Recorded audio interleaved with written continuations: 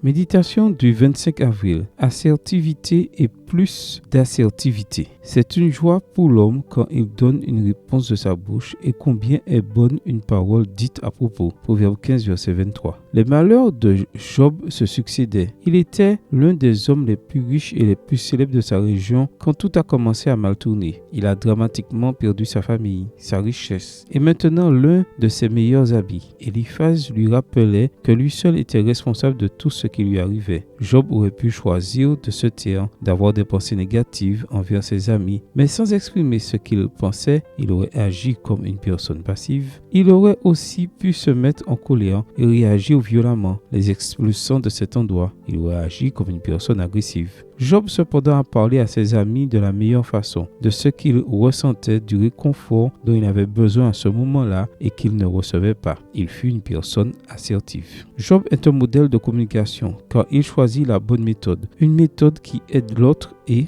en même temps, crée en nous un esprit équilibré. Nous sommes convaincus que la méthode agressive n'est pas biblique, mais parfois nous pensons que supporter tout ce qu'on nous fait l'est. Mais non, ce n'est pas le cas. L'attitude passive conduit à la soumission et au ressentiment. Le jour où on s'y attend le moins, on n'en peut plus et on déclenche la tornade la plus virulente. Comment réagis-tu lorsque tu es attaqué? Répliques-tu ou réfléchis-tu? Comment appliques-tu ce proverbe biblique selon lequel une réponse douce calme la fureur? Proverbe 15, verset 1. Es-tu responsable de tes propos? Pense que lorsque les mots sortent de ta bouche, ils prennent une vie propre. Un humoriste américain de l'époque de Mark Twain, Josh Billing, disait à ce sujet: la moitié de nos problèmes dans la vie peuvent être attribués au fait d'avoir dit oui trop tôt ou non trop tard. Salomon propose 2 comportements. Tout d'abord, nous réjouir des choses que nous disons. Nos paroles doivent apporter la bonté et la vérité aux autres et aussi à nous. Deuxièmement, apprendre à dire les mots justes au bon moment. La vérité ne nous autorise pas à être agressifs. La gentillesse ne nous oblige pas à être passifs. La vérité nous encourage à être sincères. La gentillesse à être affectueux.